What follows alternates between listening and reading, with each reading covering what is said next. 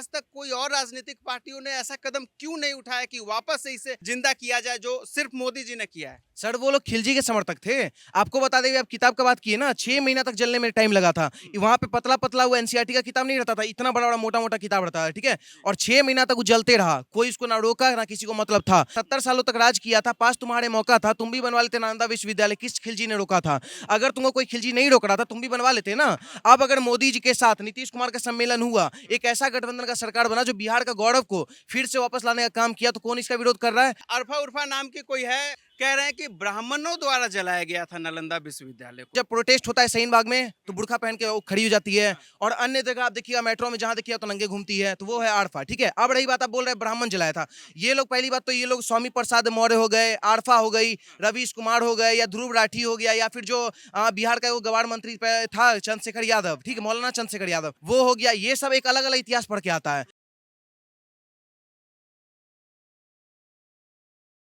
नमस्कार, ओ न्यूज हिंदी देख रहे हैं आप। मैं हूं आपके साथ अभिषेक कुमार। दुनिया का सबसे प्राचीन विश्वविद्यालय नालंदा विश्वविद्यालय, जो अब एक बार फिर से 800 वर्षों के बाद बनकर खड़ा हो गया है, और इसका पूरा पूरा श्रेय जाता है केंद्र सरकार को, मोदी सरकार को, जिसने 800 वर्षों के बाद एक बार फिर से दुनिया के सबसे प्राचीन विश्वविद्यालय को जीवित कर दिया। और इसके साथ ही उन तमाम लोगों को भी एक जवाब मिला है जो जब राम मंदिर का निर्माण हो रहा था तब कहते थे कि मंदिर बनाने से क्या होगा, अगर आपको बनाना है तो अब विश्वविद्यालय बनवाइए। इसके बाद ही प्रधानमंत्री मोदी जी के द्वारा जो है उद्घाटन किया जाता है नालंदा विश्वविद्यालय का। इस उद्घाटन को आप कैसे देखते हैं, क्योंकि 800 वर्षों का इंतजार खत्म हुआ है। पहली बात, पत्रकार महोदय, सभी आपके दर्शकों को जय श्री राम। और सुनिए, सबसे पहले खुशी का माहौल है, और कहीं ना कहीं जो एक बिहार वासियों के लिए, सनातनियों के लिए, और जितने भी देश के जितने भी देशभक्त हैं उन लोगों के लिए गौरवान्वित बात है। क्योंकि सिर्फ ये बिहार का बात नहीं है, सिर्फ पूरे देश का बात नहीं है, विदेश विदेश तक का बात है। क्योंकि चाइना, तिब्बत, अमेरिका, हर जगह से लोग लोग आके वहाँ पढ़ते थे। आज के डेट में उसको तोड़ दिया गया, और उस टाइम में चोर चूर कर दिया गया, जला दिया गया, कितना 6 महीना तक किताब जला। लेकिन उसके ऊपर कोई बात नहीं किया, ना वो नीतीश कुमार पहले बात करते थे, ना लालू यादव बात किया, ना बिहार का कोई अन्य प्रकार का नेता बात किया, चाहे पप्पू यादव ही क्यों ना हो, ठीक है। अभी अगर मान लीजिए इनोग्रेट किया है मोदी जी, और इसका कहीं ना कहीं फिर से सिलसिला चालू करने का काम किया, तो कई सारे लोग इस पे विरोध भी कर रहे हैं। कई सारे लोग कह रहे हैं कि मोदी जी थोड़ी बनवाया है, ये तो बनना ही था, हम लोग भी बनवा देते, हम लोग सरकार था तो वही वो शायरी जो हम राम मंदिर के टाइम पे मारते थे। 800 वर्षों तक क्यों पड़ा रहा जलने के बाद? लगभग 1193 में बताया जाता है कि इसे जला दिया गया था, तो खिलजी द्वारा। तो अब तक क्यों ये ऐसे ही पड़ा हुआ था, जब इसे कोई ना कोई बनवा ही देता था? राम मंदिर जब बना था तो एक में हम शायरी मारे थे, वही शायरी हम फिर बोलना चाहते हैं। शायरी ये था कि 70 सालों तक राज किया था, पास तुम्हारे मौका था, तुम भी बनवा लेते राम मंदिर, किस पावर ने रोका था? अब ये शायरी यूनिवर्सिटीज पे ले आई, ठीक है। ये शायरी ये है कि 70 सालों तक राज किया था, पास तुम्हारे मौका था, तुम भी बनवा लेते नालंदा विश्वविद्यालय, किस खिलजी ने रोका था? अगर तुमको कोई खिलजी नहीं रोक रहा था तुम भी बनवा लेते ना। अब अगर मोदी जी के साथ नीतीश कुमार का सम्मेलन हुआ, एक ऐसा गठबंधन का सरकार बना जो बिहार का गौरव को फिर से वापस लाने का काम किया, तो कौन इसका विरोध कर रहा है? और रही बात जो विपक्षी का बात कर रहे हैं, आरजेडी जदयू को, पहले ये बताइए, आरजेडी का हम आपको बता रहे हैं, ये लोग चरवाहा विद्यालय खोलता था, ये लोग जो गाय भैंस चराने वाला काम करता था, ये लोग चारा चोरी करता था, ये लोग स्कैम पे स्कैम करता था, अंगूठा छाप सरकार बनाता था, जो चेन लूटता था उसको क्या बोलते हैं, ये क्या बोलते हैं, बिहार का जो है क्या बोलते हैं, उप मुख्यमंत्री बना देता था। अभी के टाइम में एक ऐसा शिक्षित वहां पे कहीं ना कहीं क्या बोलते हैं सीएम भी बना है, और कहीं ना कहीं ऐसा गठबंधन बना है जो बिहार का गौरव को लाने का काम किया, देशवासियों के लिए और बिहार वासियों के लिए गौरवान्वित वाला बात है। लोगों के लिए जो है नालंदा विश्वविद्यालय गर्व का बात नहीं होता था। चरवाहा विद्यालय अगर बनवा देते थे वो गर्व का बात होता था। अब नालंदा विश्वविद्यालय बनने के बाद दुनिया भर में इसकी चर्चा हो रही है, क्योंकि दुनिया का सबसे प्राचीन विश्वविद्यालय भी इसे माना जाता है। तक्षशिला के बाद नालंदा की ही गिनती होती है। बताया जाता है कि एक समय था, इतनी ज्यादा किताबें इस विश्वविद्यालय में थी, 6 महीना तक ये जला था। तो सोचिए, ये जो ज्ञान का भंडार था बिहार में, तो इसे बर्बाद जब किया गया, आज तक कोई और राजनीतिक पार्टियों ने ऐसा कदम क्यों नहीं उठाया कि वापस से इसे जिंदा किया जाए जो सिर्फ मोदी जी ने किया है। सर वो लोग खिलजी के समर्थक थे। आपको बता दें, आप किताब का बात किए ना, 6 महीना तक जलने में टाइम लगा था। वहां पे पतला पतला वो एनसीईआरटी का किताब नहीं रहता था, इतना बड़ा बड़ा मोटा मोटा किताब रहता है, ठीक है। और 6 महीना तक वो जलते रहा, कोई उसको ना रोका ना किसी को मतलब था। अभी के टाइम में जब बन रहा है, आपको बता दें, ब्रिटेन के हो, अमेरिका के हो, जितने भी जो लोग वहाँ शिक्षा लिए थे, या फिर जो लोग उसके बारे में जान रहे थे नालंदा विश्वविद्यालय के बारे में, सब लोग का यही कहना है भाई कि कहीं ना कहीं जो नालंदा विश्वविद्यालय से शिक्षा हम लोग ग्रहण किए, उस शिक्षा का आज देन है कि आज हम लोग इतने ऊंचे कद पे बैठे हुए हैं। और वो शिक्षा ऐसा देन दिया हुआ था कि बौद्ध धर्म के जो तिब्बत बौद्ध धर्म के जो भिक्षु है, जिनका आप नाम सुनेंगे दलाई नामा, ठीक है, वो दलाई नामा ये बात खुद बोले हैं कि हमारा भी जो ज्ञान का बौद्ध ज्ञान जो है हम लोग नालंदा यूनिवर्सिटी से लिए थे। तो वो एक ऐसा यूनिवर्सिटी था सर जहाँ पे बौद्ध का ज्ञान मिलता था, जहाँ पे पारंपरिक ज्ञान मिलता था, जहाँ पे शैक्षिक ज्ञान मिलता था, जहाँ पे राजनीतिक ज्ञान मिलता था। कई सारे लोग वहाँ डिबेट करते थे और डिबेटर्स वहाँ बैठते थे, एक एक घंटा 2-2 घंटा तक डिबेट करते थे। 10,000 से ज्यादा वहाँ स्टूडेंट रहते थे, 2,000 से ज्यादा शिक्षक रहते थे। ऐसे विश्वविद्यालय को जलाने का काम कौन किया? खिलजी किया। अब किया, इसका विरोध कोई नहीं किया, कोई बोल ही नहीं सकता इसके खिलाफ। वहाँ पे अभी भी नालंदा विश्वविद्यालय तो बन गया, लेकिन अभी भी जब आप जाइएगा वहाँ पे नालंदा विश्वविद्यालय तो आपको बोले जाएगा पहले बख्तियारपुर स्टेशन उतरने। अब बख्तियारपुर है कौन? बख्तियारपुर क्यों नाम रखा गया? बख्तियार खिलजी के नाम से रखा गया। तो मोदी जिस तरीके से बोले थे कि मेरा जब सरकार आएगा तो अमृतकाल लाएंगे, मुगल का सिलेबस हटाएंगे, मुगल गार्डन हटाएंगे। हम चाहते हैं मुगल गार्डन हटाते हटाते मुगल के बच्चे को भी हटा दीजिए इस देश से। क्योंकि आपको बता दें अभी भी बख्तियारपुर वहाँ का नाम है। अगर कोई अमेरिकन आते हैं या फिर हम भी अभी जाते हैं वहाँ बिहार में नालंदा, तो वहाँ पे हम जाएंगे तो वहाँ पे हमको बोला जाएगा बख्तियारपुर स्टेशन उतरने। भाई मतलब जो जलाया है उसी के नाम से वहाँ स्टेशन रखा है और देशवासियों को कोई दिक्कत नहीं है। तो मोदी इसे एक और आग्रह करना चाहते हैं, वहाँ बख्तियारपुर के जो नाम है बख्तियारपुर खिलजी के ऊपर जो रखा गया उसका नाम भी बदल के नालंदा स्टेशन कर दिया। जो करना है कर दीजिए। क्योंकि जब हम 6 क्लास में थे, 4 क्लास में थे, हम लोग को कंटिन्यू यात्रा पे ले जाया जाता था। पावापुरी हो, नालंदा का खंडर हो, राजगीर हो, ठीक। जब वहाँ जाते थे तो हमको बोला था ये नालंदा का खंडर है। अभी वो क्या है? नालंदा विश्वविद्यालय बनने जा रहा है। तो आपको बता दें नालंदा का खंडर अब कहीं ना कहीं नालंदा विश्वविद्यालय के रूप में फिर से आ रहा है। तो बिहार वासी और देशवासी पूरा खुशी का माहौल है उनके लिए। अभी जो है सोशल मीडिया पे एक बात बहुत ज्यादा चर्चा चल रहा है, नालंदा विश्वविद्यालय को लेकर ट्रेंडिंग में है।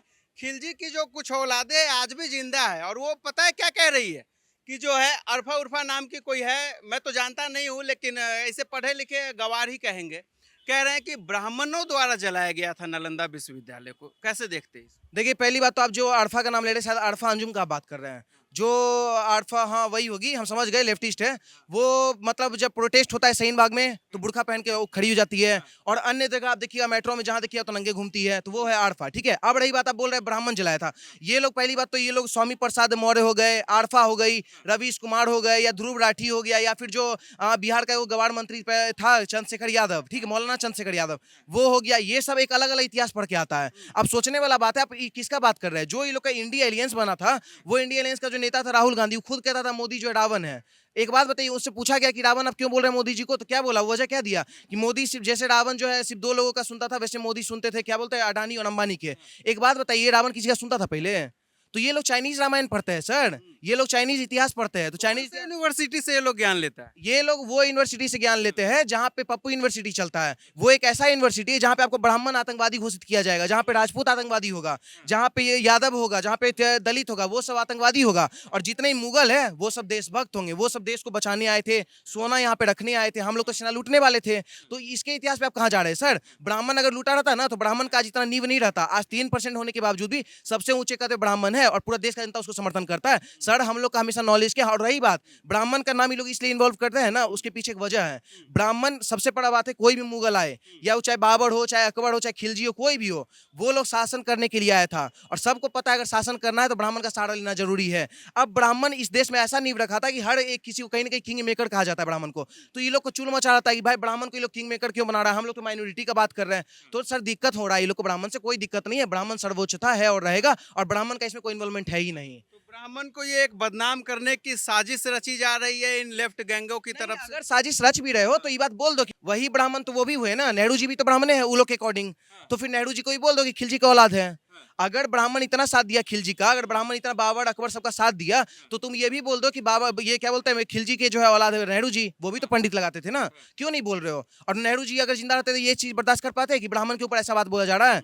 तो सर ये लोग का जो एजेंडा, ये लोग क्या बोले, ये लोग ना राजीव गांधी की आइडियोलॉजी पे चलते हैं, ना नेहरू के आइडियोलॉजी पे चलते हैं, ना ये लोग सच्चे ब्राह्मण के। ये लोग ऐसा आइडियोलॉजी पे चलते हैं जहाँ पे भगत सिंह आतंकवादी हो जाते हैं, जहाँ पे चंद्रशेखर आजाद आतंकवादी हो जाते हैं, जहाँ पे स्वामी विवेकानंद जी आतंकवादी हो जाते हैं, लेकिन वहाँ पे बाबर अकबर जैसे छक्के लोग जो है बहुत बड़े देशभक्त हो जाते हैं। अच्छा, ये नालंदा विश्वविद्यालय का जो निर्माण होता है ये बिहार के साथ साथ पूरे देश के लिए गर्व की बात है, भारतवर्ष के लिए। क्या लग रहा है देश का आज युवा पढ़ा लिखा जो शिक्षित युवा वर्ग है या फिर जो छात्र हैं वो इसे लेकर क्या सोचते हैं इस वक्त? छात्रों के मन में क्या चल रहा है इसको लेकर? क्या इस फैसले का वो स्वागत करते हैं? मोदी जी के साथ देश का युवा वर्ग खड़ा है? बिल्कुल सर, देखिए पहली बात तो आपको बता दें, एज अ बिहारी हम भी बिहार से ही हैं और मिथिलांचल से आते हैं। एक बात आपको बताते हैं, बिहार का हर एक युवा खुश है। अभी बहुत सारा मुद्दा भी चल रहा है, कई सारे बिहार के युवा बोलते थे कि हमको राम मंदिर की जगह कुछ यूनिवर्सिटी भी दे दीजिए। आज एक ऐसा यूनिवर्सिटी बना है जिससे पूरा देश भर में नाम हो रहा है बिहार का। अभी कुछ दिन पहले, अभी से 1-1.5 साल पहले अगर आप जाइए तो बिहार क्यों ट्रेंड कर रहा था? पटना यूनिवर्सिटी पे 3 मिनट के लिए पॉर्न वीडियो चल रहा है। बिहार क्यों ट्रेंड कर रहा था? नीतीश कुमार बयान देते हैं, पानी अंदर डालो, बाहर डालो, फेंको इधर उधर, ठीक है। इस पे अभी ट्रेंड लेकिन करवा देते हैं, लेकिन जो है विपक्षी जो है अब इस पे बात करना वो नहीं चाह रहे हैं।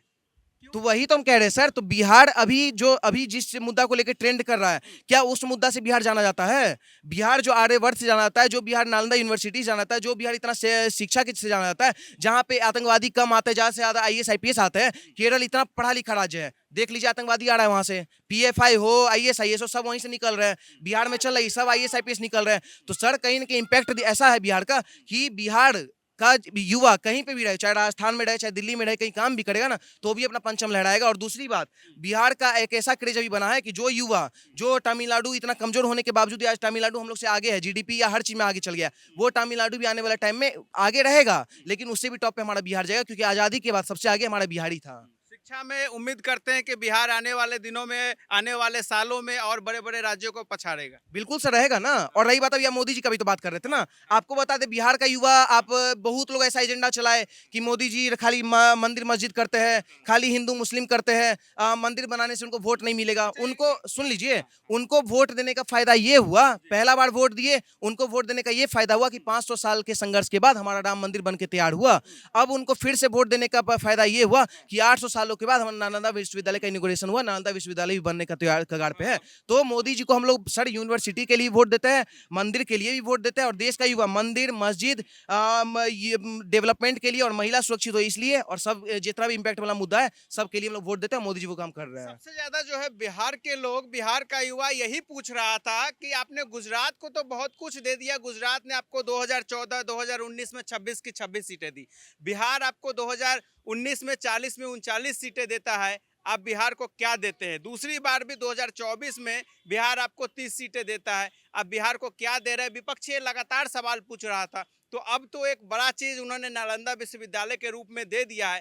और क्या लग रहा है आने वाले दिनों में और क्या क्या बिहार को मिल सकता है? क्या जो सीएम विशेष राज्य के दर्जे की मांग करते हैं, क्या वो भी आने वाले वक्त में मिलेगा बिहार को? सर अग्निवीर में भी बदलाव होगा, और जो सीएम जो भी मांग की है बिहार को एक स्पेशल दर्जा मिले वो भी होगा, और नालंदा विश्वविद्यालय का तो खैर ट्रेलर दिखाया गया है। ठीक, अभी अभी बहुत साल है बाकी सर, 5 साल ही मोदी जी प्रधानमंत्री है, और वहां पे देख लीजिएगा अभी विधानसभा भी होने वाला है 25 में, देख लीजिएगा मुख्यमंत्री वहां के कौन बन रहे हैं। तो सर एक ऐसा वहां पे सरकार हम लोग बनाने जा रहे हैं। कोई ब्राह्मण चेहरा ही होंगे क्यों? नहीं नहीं सर, ब्राह्मण उराम से हमको मतलब नहीं है, हम तो चाहते हैं चिराग पासवान जी को बना दीजिए, क्योंकि बीजेपी के पास 2-4 अनमोल रत्न हैं। पवन हो गए, चिराग पासवान हो गए, तेजस्वी सूर्या हो गए, कई सारे अनमोल रत्न हैं जो 5 सीट लाते भी है ना तो बोलते हैं मोदी जी हम 5 सीट आपको सब हम दे रहे हैं, हमको बस एक ही चीज चाहिए, वो है आप प्रधानमंत्री बने रहने चाहिए। तो सर ऐसे ऐसे अनमोल रत्न है ना बिहार में, जो हमारे बिहार का उन्नति और देश की उन्नति के लिए काम करते हैं। तो हम तो चाहते हैं चिराग पासवान बन जाए, क्योंकि बिहार का सबसे बड़ा इंपैक्ट क्या है? जातिवाद, सबसे बड़ा जो कैंसर बना हुआ है, वो जातिवाद तभी खत्म होगा जब एक ब्राह्मण का बेटा जाके पासवान जी के बेटा को समर्थन करेगा कि पासवान जी हम आपको समर्थन कर रहे हैं, आप यहाँ का बिहार का सत्ता संभालिए। तो कहीं ना कहीं बिहार का जनता चिराग पासवान जी को समर्थन दे रहा है, और कहीं ना कहीं मोदी जी के हनुमान है। के हनुमान चिराग क्या लग रहा है एक बेहतर विकल्प सीएम के रूप में? जब सामने तेजस्वी यादव भी एक युवा है तो एक बेहतर विकल्प चिराग होने वाले आने वाले वक्त। तेजस्वी यादव को कहाँ युवा इंफ्रास्ट्रक्चर बोलता है सर, इंफ्रास्ट्रक्चर को इंफ्रास्ट्रक्चर, तजुर्बा को बोलता है तरबूजा। तो सर ऐसे ऐसे युवा को आप चुनिएगा, मतलब कुछ भी, मतलब आपको बता दे अगर वो इतना पढ़ा लिखा रहा था तो वो इंफ्रास्ट्रक्चर क्यों बोलता? एक तरफ चिराग पासवान है जो one of the most handsome person भी है, लड़कियां उन पे मरती है, ठीक है, और इतना अच्छा अच्छा काम किए, वो जहां भी 5 सीट लड़े वहां का वहां जीत गए। ये लोग तो जहां लड़ रहा है, इतना बड़ा बाप का बेटा होने के बावजूद भी वहां पे भी ये लोग हार रहा है। कितना सीट आया देखे है ना, तो ये लोग से डगमगा रहा है, ये लोग इतना गठबंधन करने के बावजूद भी ये लोग हार रहा है। लेकिन चिराग पासवान ऐसा शख्स है जो अकेले भी लड़ रहा है ना, तो अकेले 5 का 5 सीट हासिल कर रहा है। क्या लग रहा है नौमा फेल वो बताते तेजस्वी यादव को, सब कुछ होने के बावजूद, पिताजी मुख्यमंत्री रहे, रेल मंत्री रहे, माता मुख्यमंत्री रही, पैसे की कोई कमी नहीं, फिर भी बाल बच्चे को पढ़ा क्यों नहीं पाए, शिक्षा क्यों नहीं दे पाए थे लालू जी? माता जी आप बोले क्या थी, बताइए तो फिर से। मुख्यमंत्री दुर्भाग्य है, बिहार का दुर्भाग्य है। वो अब किसी की माँ के बारे में नहीं बोलना चाहिए, लेकिन चूंकि है तो हम बता रहे हैं, अंगूठा छाप थी या नहीं। बिल्कुल। अब ऐसे अगर मुख्यमंत्री अगर बनते हैं और आप बोलते हैं कि ऐसे मुख्यमंत्री की अगर बेटा और बेटी जो है अगर बेरोजगार घूम रहा है तो घूमने दीजिए सर। जो कि हम लोग का जो उस टाइम का जो बिहार का वर्चस्व था वो पता है क्या चीज था, चरवाहा विद्यालय वाला। उस टाइम मेंटेलिटी भी यही था कि हम लोग यादव है तो यादव को वोट देंगे, कुर्मी है तो कुर्मी को वोट देंगे, ब्राह्मण है तो ब्राह्मण को वोट देंगे। अब ऐसा मेंटेलिटी है ही नहीं। अगर कास्ट सेंसस हुआ है बिहार में तो कास्ट सेंसस क्या फायदा हुआ है बताइए ना। फायदा यही हुआ है कि यादव 19% आए तो यादव स्टेटस पे लगा लिए, पावर होला खा लिए, हर जाति में रहे। तो सर ये चीज से देश का युवा भटक चुका है और सीधे सीधे बोल रहा है हमको यूनिवर्सिटीज दीजिए, हमको मंदिर दीजिए, धार्मिक स्थान दीजिए, पढ़ने के लिए जगह दीजिए और बिहार को एक अच्छा स्पेशल दर्जा का काम कीजिए। और दूसरी बात अग्निवीर पे भी कहीं ना कहीं मोदी सरकार को ध्यान देना चाहिए। तो आपने देखा कितना बेहतर ढंग से यहाँ हमारे साथ स्वतंत्र भारद्वाज थे जिन्होंने अपनी बात रखी और बताया है कि बिहार अब तक जिस चीज के लिए जाना जाता था, बीते कुछ सालों में बिहार का जो एक नाम खराब हुआ था, अब बिहार वापस से अपने उसी पुराने चीजों के लिए, शिक्षा के लिए, ज्ञान के लिए जाना जाएगा। तो इस वीडियो में फिलहाल इतना ही। जय हिंद।